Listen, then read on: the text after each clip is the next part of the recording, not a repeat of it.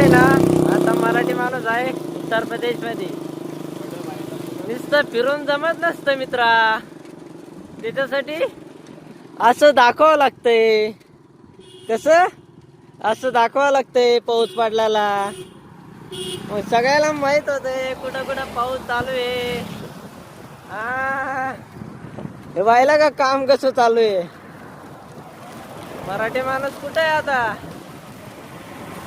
उत्तर प्रदेश मध्ये आहे. हा, मराठी माणसाला सपोर्ट जरूर करायचा. हे असं दाखवावं लागतंय. हा, कुठं यावंच लागतंय. यूपी मध्ये पहिला दिवस, पहिल्या दिवशी पाऊस. पाऊस आहे, भरपूर चालू आहे. भरपूर आपला रस्ता कटायचं काम चालू आहे.